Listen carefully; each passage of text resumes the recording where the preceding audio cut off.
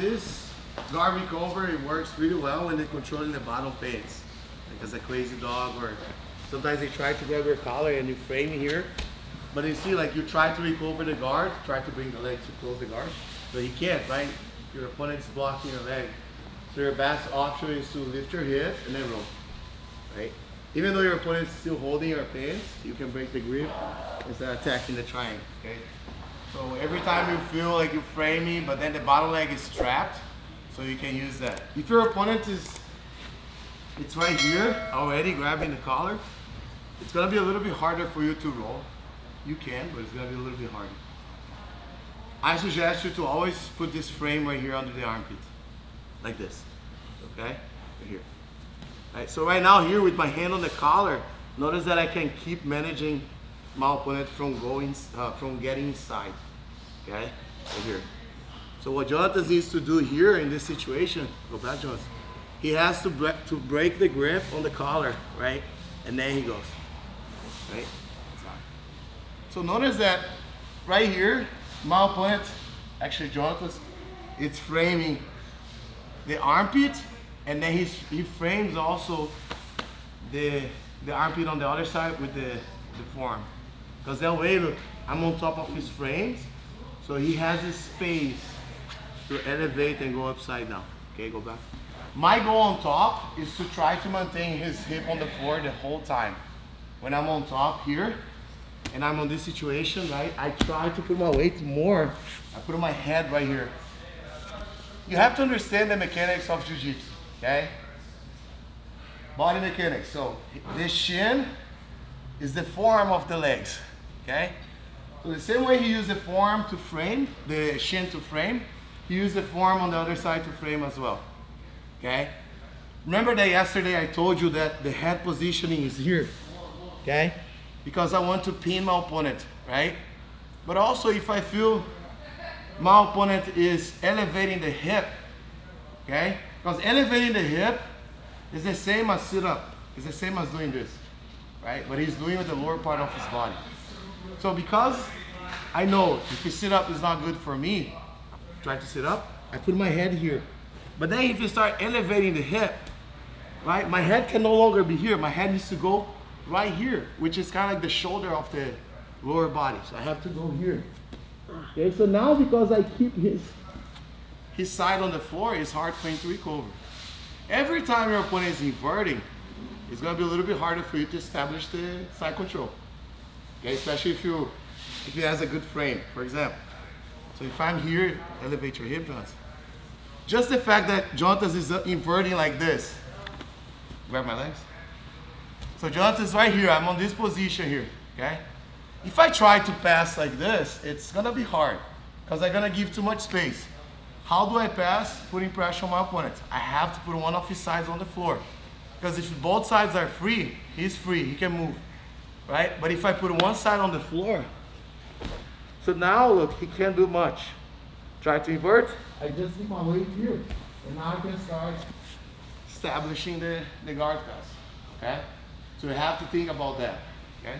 And you on bottom have to understand that your hips has to be free and you have to have really good frames.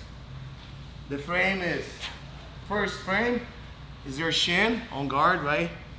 Second frames is your forearms, okay? And then with the tip that I gave you, don't allow your opponent to control your collar.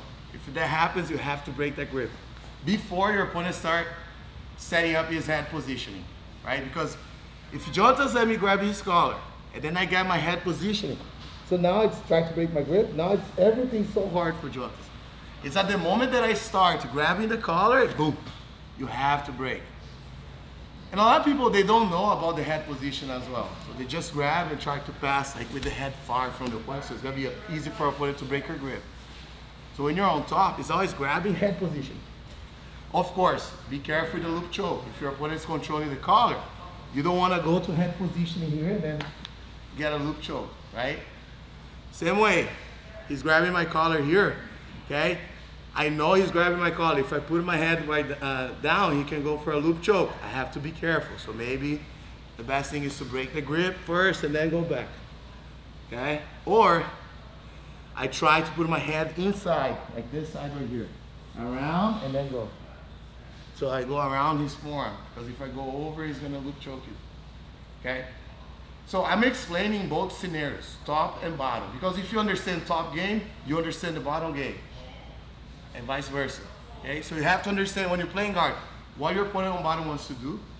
And when you're on top, you have to understand what the person on bottom wants to do as well. Right? So that way you understand and then you control. So I know Jonathan's right here, he wants to put me between his leg, or he wants to sit up with his shoulder like this, or he wants to elevate his hip like this. This is the things he wants to do here. And everything that he's doing, all these 3 moves, is to create leverage. Okay? So if you just flat it like this, there's no leverage. Right? But at the moment he sit up, now he has leverage to bring me over him and then go X guard. He has leverage to collar drag me, right? He has opportunity to underhook my arm and start attacking my back, right? So he has opportunities right here, okay? Now at the moment that he lifts his hips, lift your hip up like this. Now he has leverage to push me this way. He has leverage to go underneath of me. So that's why it's very important, go back. It's very important to keep the hip and the shoulder of your opponent on the floor. Because if you do that, then it's super hard for your opponent to deal with your guard pass, okay? But sometimes, you know, like I see people, they start passing the guard like this, and then the opponent start like elevating the hip like this. And then you don't worry about that. You just think about like getting on the side or go to the back. And let's say right here, I jump to his back. Jonathan's you roll, and then he's gonna recover the guard. And even when I'm on the leg drag right here, if I keep myself here with his hips flying in the air, so it's easier for him to move. I either have to bring his hips to the floor on this side or to the floor on the other side, right? And then my hand position always help me to maintain siders, you understand? Okay? So, this is just tips for you when you're playing guard, when you're passing the guard, so you understand what your opponent is doing, top and bottom. So if I'm on top, I'm looking for that collar grip, hugging the head. That's why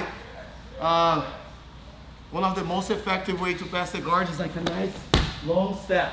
Because you're already dominating his head. It's super hard for him to break your grip right now. Okay?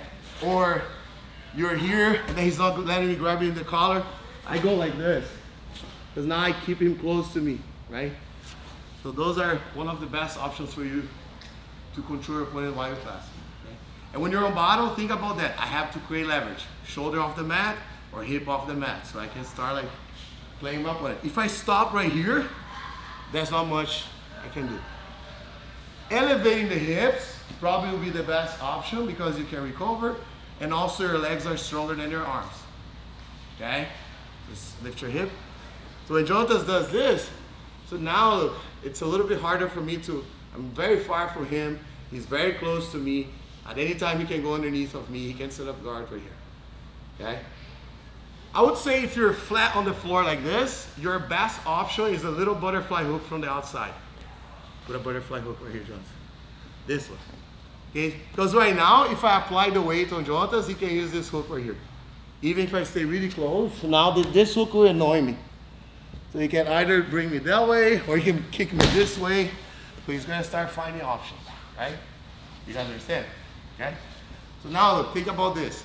If there's no hook, you're either gonna sit up to go for a coyote guard, for a deep half, or things like that. Or you're gonna lift your hip up right here and start working your attacks, because when you invert to have more attacks, right? You're not very passive and your hips are free, okay? Or if you decide to be flatting on the floor, work with your butterfly hook, okay? Because right now you can even make a fishing pool. Fishing pool. Oh, okay. Yeah, like this grip here, look. Now I can hug his head, he can bring me on top of him, he can do a lot of things here, okay? All right.